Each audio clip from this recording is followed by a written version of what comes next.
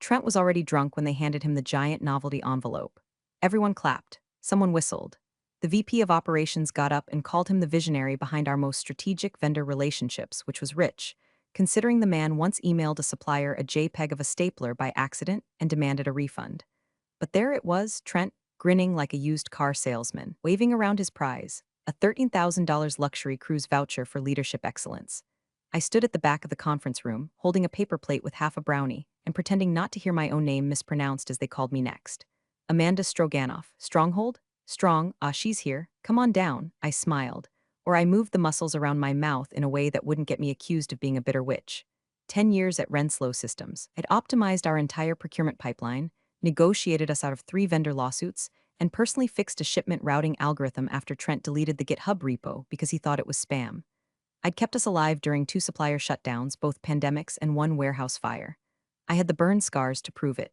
They handed me an envelope, too, thin, no weight to it.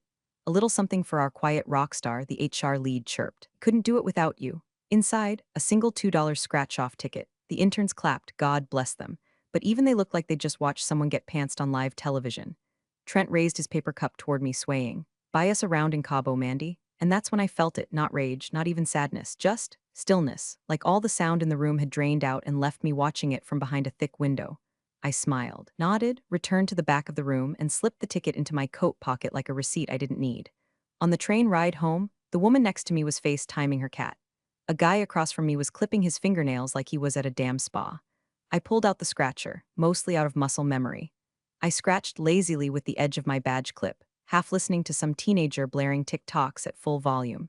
3 matching gold bars. Prize box $120 million. I stared at the card, blinked, looked again. My pulse didn't spike, my face didn't twitch. It was like my nervous system had short-circuited. I reached into my purse, pulled out my reading glasses, and scanned the back of the card for fine print. There it was, clear as day, valid, verified, no gimmicks. I was, as of 6:17 p.m. on a Thursday, newest member of a club that would never take someone like me on purpose. I didn't scream, I didn't faint. I just folded the ticket back into the envelope and zipped my purse shut. Then I sat back, closed my eyes, and thought, well, this changes things. And listen, before I tell you what I did next, just know this. I wasn't planning revenge, not yet. I didn't want to ruin anyone. I just wanted to disappear, walk away with some dignity. But the thing about being invisible is, it gives you options. You can listen, you can learn. And if you've got just a little bitterness left in you and say, $120 million suddenly burning a hole in your tote bag, you can build something cold, clean, and precise. But we'll get there. Oh, and before I forget, if you're one of the 90% who somehow keeps listening to these stories but hasn't hit that subscribe button, come on. It's free. It keeps the lights on for the people bringing this chaos to life. Maybe even toss a like if you've ever been given a fun little prize by a man who couldn't find the printer tray. Really means a lot to the team. Anyway, I got off at my stop, walked home like nothing happened, and fed my cat. His name is Morris. He eats better than Trent. Friday morning, I didn't clock in. I didn't zoom in either. My out-of-office auto-reply just said, taking a personal day. Back Monday, that was it. No inspirational quote, no explanation. I knew it'd drive them nuts. By 9:12 a.m., I got a text from Kelly in finance. Everything okay? Trent's walking around calling you Lotto Queen. I didn't respond. At 10:07, another from Derek in DevOps. He just said, hope she didn't actually cash it. She'll be back once she sees the tax bracket. By noon, Trent was apparently strutting around with a post-it crown taped to his head, crowing about how he was going to ask HR if he could reassign my vendors, while she's off manifesting crystals or whatever. Meanwhile, I was seated across a mahogany coffee table from 2 sharply dressed men in a dim hotel lounge in Jersey, sipping mediocre espresso and reviewing a 49-page purchase agreement that smelled like toner and destiny. One of the men, Stefan, white-collar vampire chic with a Yale ring, pointed to paragraph 17 on page 36. For this clause, he said, if silent partner divests more than 50% of their shares, operational control transfers immediately to the buyer. No board vote required. No competitive bid needed, just a signature. I didn't even blink.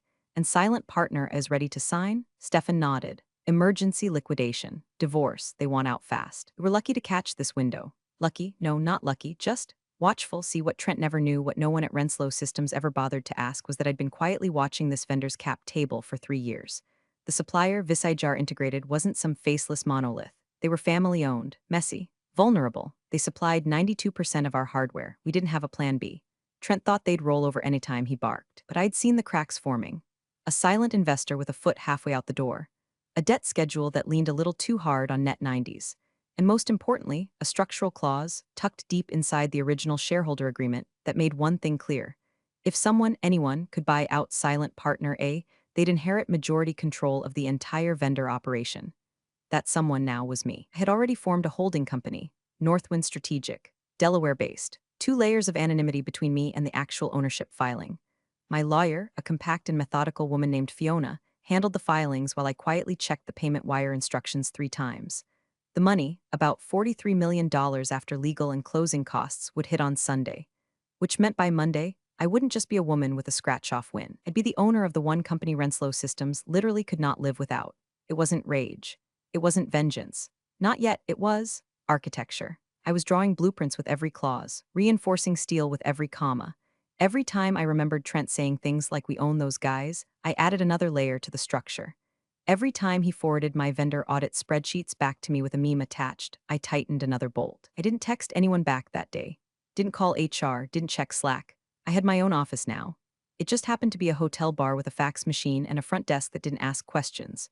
When the deal review was done, I ordered a room upstairs, locked the door, and stared out the window at the turnpike lights. I thought about the exact moment on Monday when Trent would ask me, for a status update on the Visager bulk order discount, and how I'd smile and say, sure, let me check with ownership. But I didn't feel triumphant, not yet, just sharp, like something inside had finally snapped into place. By midnight, the documents were signed. My holding company was now officially the majority shareholder of Visager Integrated. Nobody knew, not HR, not the CFO, and definitely not Trent. But Monday was coming. The shell company, Northwind Strategic, didn't even have a logo yet, but it had teeth, sharp ones. By Saturday morning, we'd secured controlling interest. By noon, I had the keys to the vendor's data room and legal archives. Visager COO, a wiry man named Paul who always smelled faintly like WD-40 and menthols, shook my hand and muttered, "Thank God it's not some hedge fund." I didn't tell him who I really was. Not yet. I didn't need champagne. I needed PDFs. I sat in the executive briefing suite above the vendor warehouse, bare bones, dusty, the kind of office where a plaque still read "No FAX equals no contract," and started reading. My lawyer Fiona flew in that afternoon with a hard drive and a look on her face that said we were about to burn a few bridges so cleanly they'd vaporize before anyone noticed the match. "Here's every active agreement Visager holds with Renslow," she said, clicking through folders like she was disarming a bomb. MSA, discount ladders, preferred partner letters, compliance attachments. And this, she tapped a file, is the kicker. It was dated 9 months ago. Subject line, pricing compliance update urgent. Trent had personally emailed Visager's legal team and tried to ram through a penalty clause, 3% deduction per day on any shipment over 48 hours late. A weaponized SLA clause, meant to make Trent look like a hardline negotiator to the board. Visager's original response was polite but firm: "This isn't viable for our logistics model." And then, there it was, my name. I'd followed up a week later, removed the clause, replaced it with a buffer window and a multi-tier delay escalation. I knew their system. I knew their factory floor. I didn't punish partners for not bending over backward. That's why they trusted me. That's why the company still had hardware. Trent never noticed the change, didn't read the final version. Probably thought his tantrum had worked. Fiona leaned back, sipped her coffee, and said we could reinstate the clause with penalties retroactive to original submission. Add interest. Maybe backdate a few fees they swallowed. I stared at the screen. My reflection looked tired but alert, like a pilot before takeoff. "Do it," I said. "Let's make it bleed." From there, we went hunting. Every order, every memo, every smug bullet point email Trent had sent demanding greater leverage over our vendor ecosystem.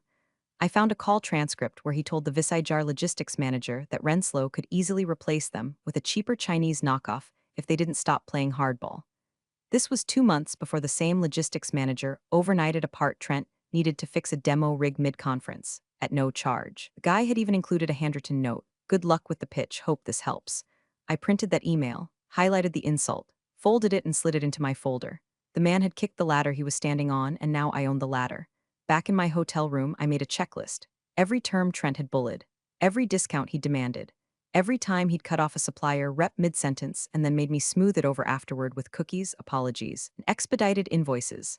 I remembered all of it. Now I had paperwork to match. I drafted the directive that would go out Monday morning.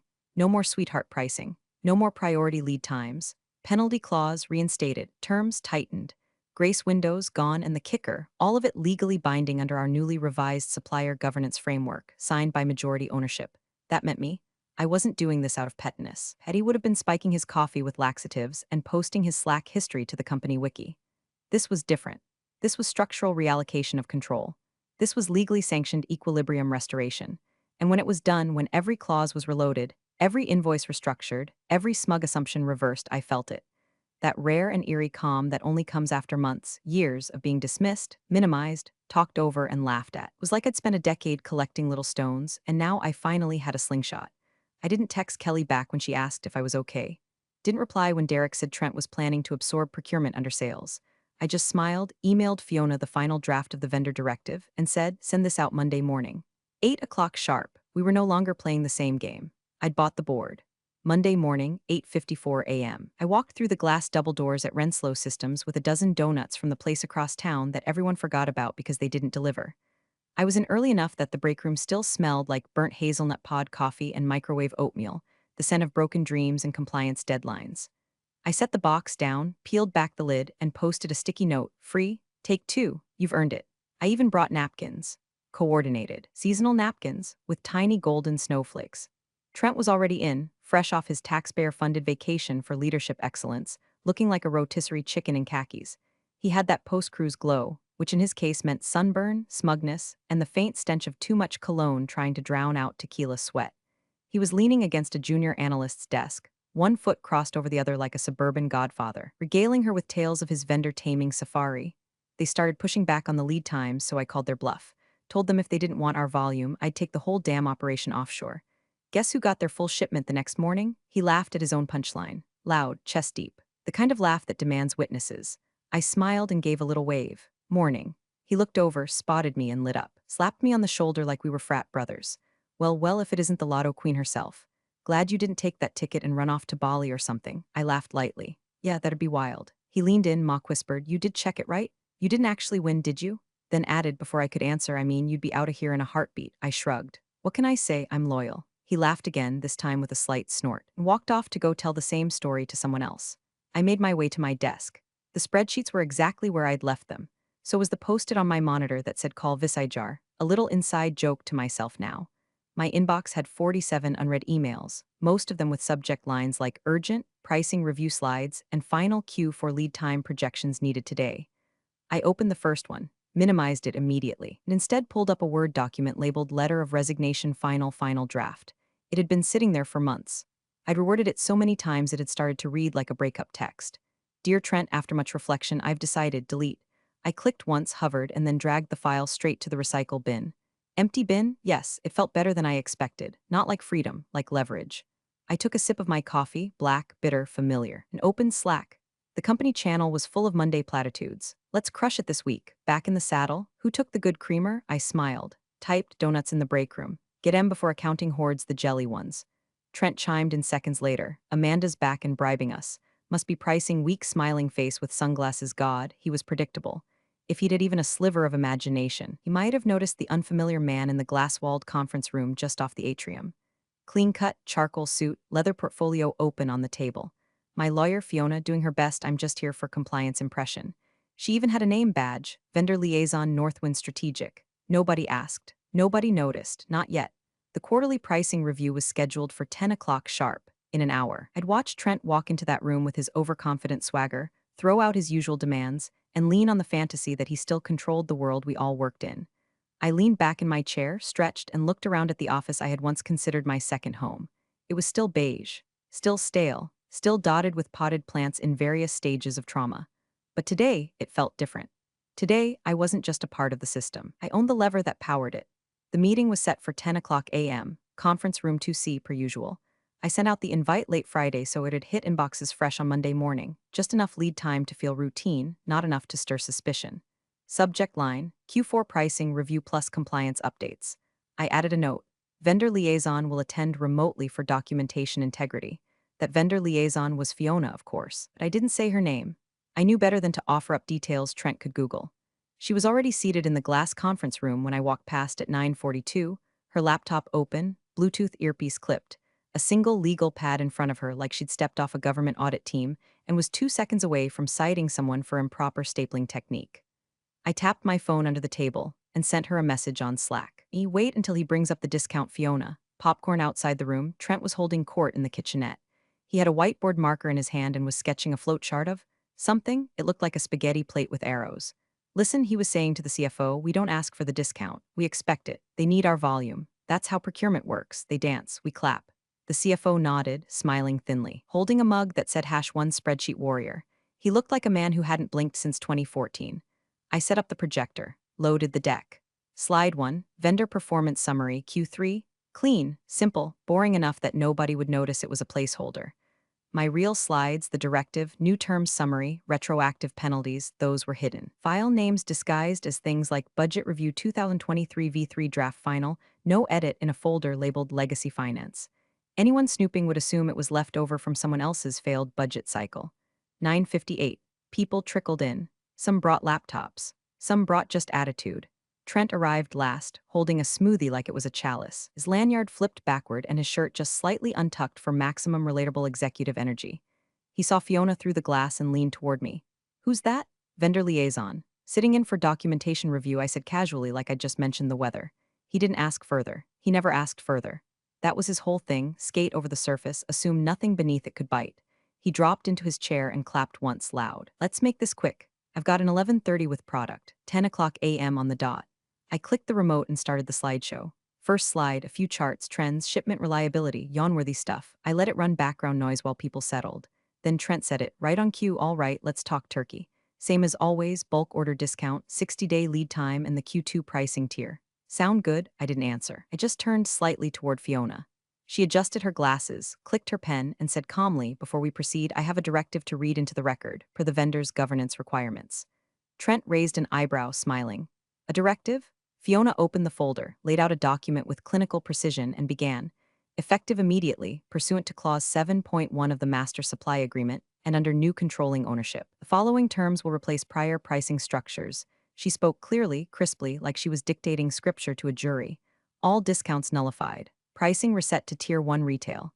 Lead times recalibrated based on volume capacity. Penalty clause for delayed shipments, reinstated retroactive to March 1. The room went quiet, except Trent. Trent laughed. Wait, what says who? Fiona didn't even flinch. She flipped to the final page of the directive and slid it across the table. There it was, the signature, Amanda Stroh, CEO Northwind Strategic Holdings. Owner Visager Integrated. Trent stopped smiling. I watched it all from the far end of the table, hands folded neatly, expression neutral. Not smug, not angry, just patient, like someone waiting for a souffle to collapse under its own weight. The match was struck. The room just didn't know it was already on fire. Trent didn't like silence. He liked dominance theater, words thrown like darts, laughter that demanded backup singers. So when Fiona finished reading the new vendor terms aloud and slid the signed directive across the table, his reaction wasn't panic. It was performative dismissal. He smirked, picked up the paper like it was a napkin someone handed him at a kid's lemonade stand. Cute, he said. Really. We all know how this works. He stood, walked around the table a few steps like a coach psyching up his team, and then pointed at the CFO, who blinked up at him like a frog on a lily pad. We're sticking with Q2 pricing. Same bulk tier, same lead times, 60 days, no penalties, or we walk. Then he clapped his hands together once, sharp, final. Let's make this quick. Sound good, Amanda. He turned to me with that expectant grin he always wore after pretending to lead. The same one I'd seen when he told the intern to circle back to the folks in accounts without knowing who any of them were. I met his eyes, calm, steady, no smile, no theatrics. Noted, I said, that was it. One word. He waited. Probably expected me to launch into a slide or a plea or some bland rebuttal. When I didn't, he nodded to himself and turned back to the room like a magician who just pulled a rabbit from an empty inbox. See? He said, grinning at the CFO. Handled. Honestly, this vendor stuff gets overblown. You just have to set the tone. He dropped into his seat again, slurped the last of his smoothie, and shot a wink at the new hire from finance, who visibly recoiled. Fiona said nothing. She just flipped to the next page in her legal pad and waited. The CFO didn't look convinced. He kept glancing at the man seated beside me, the one Trent hadn't noticed before. Medium build, quiet, pinstripe suit, leather briefcase, the kind of guy who blended in with the potted plants until you realized he was holding the blueprints to your whole building.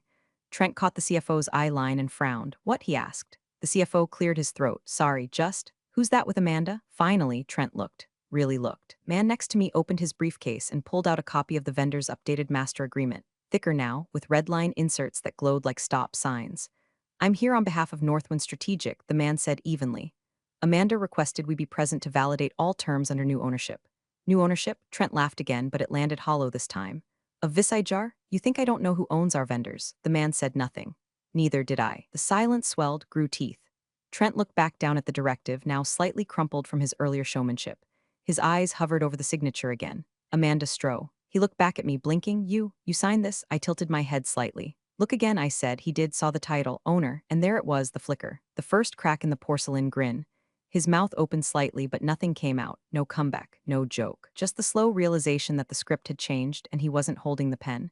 But he still didn't believe it, not fully. Denial is a hell of a drug. He turned back to the room with a forced chuckle. Okay, very funny. Real elaborate stunt. You had me going there. He waited for laughter. None came. Even the intern stopped taking notes. The CFO cleared his throat again, this time with a subtle tremble. I think we should hear the rest of the terms, he said. Trent opened his mouth, then closed it. Looked at me like a dog that just realized it pissed off the wrong fence post. I kept my voice even. We'll walk through the changes, but I wanted to give you the opportunity to set your expectations first. Fiona nodded, which will now file as your formal position, timestamped and acknowledged. Trent blinked. His face had that colorless quality now, like all the blood had migrated south in search of a better host. He tried to speak again. Couldn't. I clicked to the next slide. Title, Revised Payment Schedules and Lead Time Implications. Trent swallowed. The CFO leaned forward, his brow furrowed, and the man with the briefcase clicked his pen once like a starting pistol. The match had been lit. Now the fire had air. The moment had the kind of tension you could smell, like metal and ozone before a summer storm.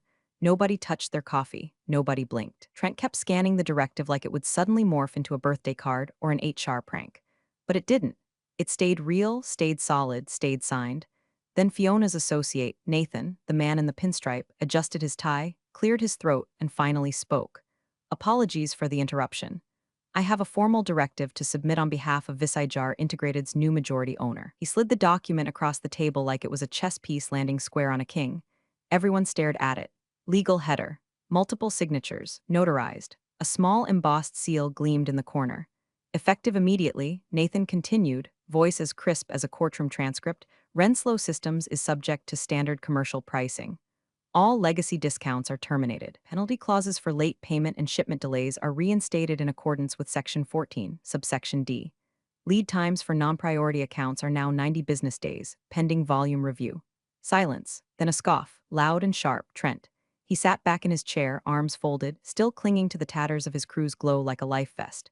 What is this? Some boilerplate scare tactic? Who the hell signed this garbage? Nathan calmly flipped to the last page and rotated the document so it faced the room. He tapped a single line near the bottom. One signature. Followed by a second. Clean.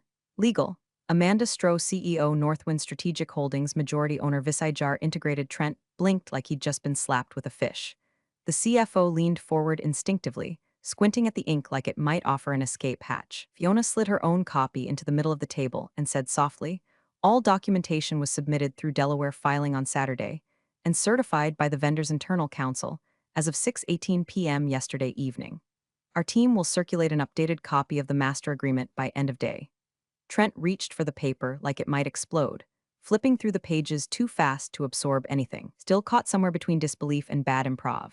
This isn't funny, he snapped. This is illegal. You can't just, what is this, some kind of personal stunt?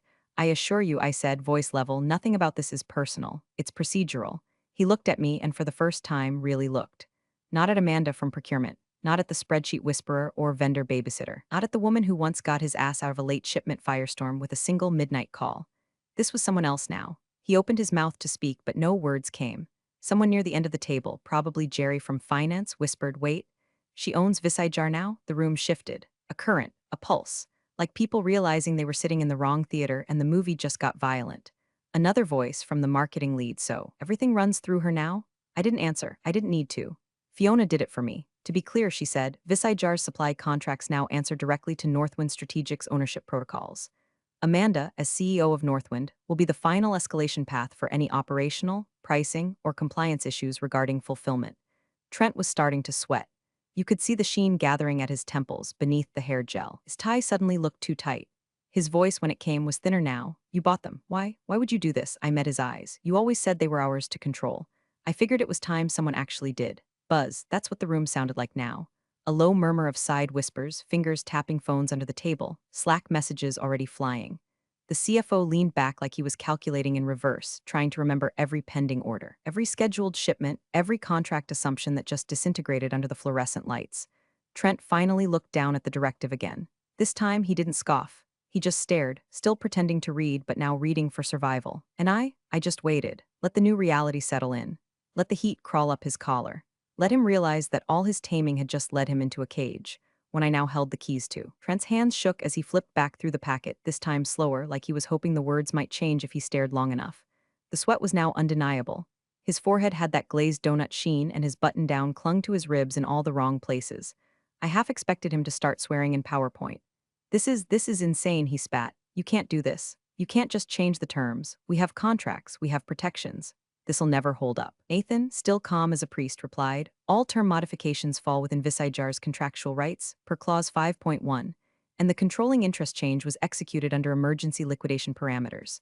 Precedent supports, I don't care about precedent, Trent shouted, slamming his palm on the table. I'm going to legal. I'll call legal right now. They'll bury this stunt in a week. I leaned back in my chair and crossed my legs, my voice smooth and quiet like I was explaining printer settings. You're welcome to call them, I said. But I'd remind you, I am the designated escalation path on all supplier contracts and procurement compliance. If legal needs clarification, they'll end up on my calendar.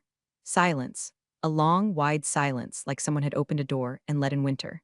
The CFO blurted, wait, so all our fulfillment requests are now considered non-priority. Fiona didn't miss a beat. Correct.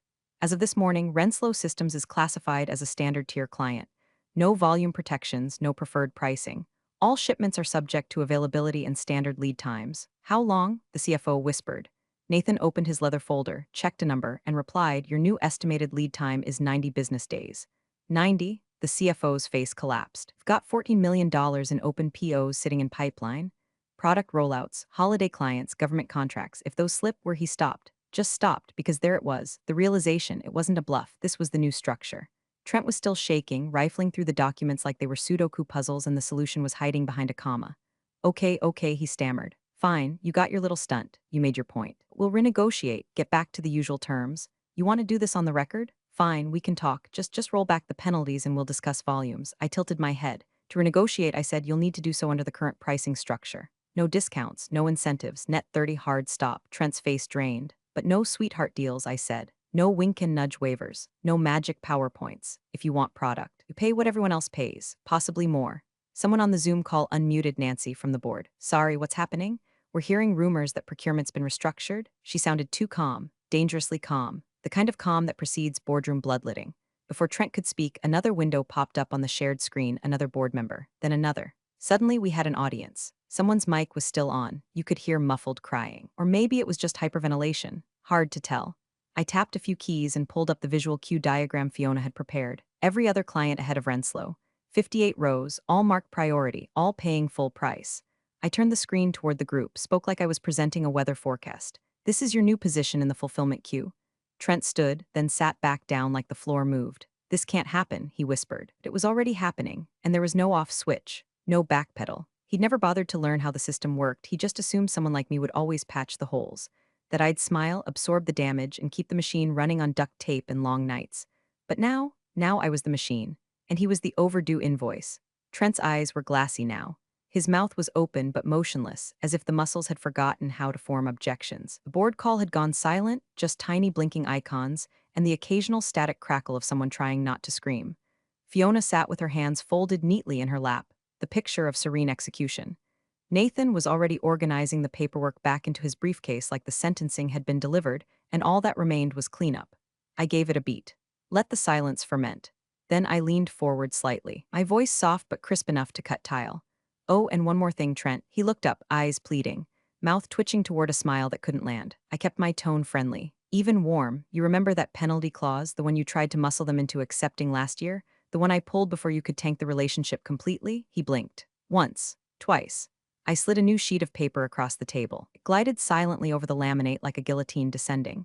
Well, I said we decided to reinstate it. Pause. Retroactive to March. The CFO reached for the paper with trembling fingers and read it silently at first, then aloud because the room required confirmation. Outstanding penalty assessment, $2.6 million USD, due within 15 business days or delivery schedule terminates. The sound it made when he read the number was almost religious, like he was naming a storm.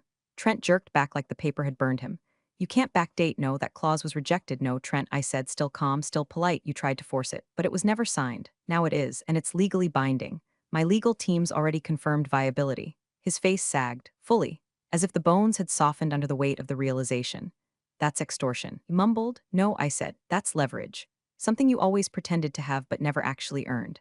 The CFO was already opening his laptop, muttering numbers under his breath. If we don't ship by the 18th, the governmental rollout falls out of compliance. That's breach, that's a class action trigger. One of the board members on the Zoom call finally unmuted Rachel, head of investor relations.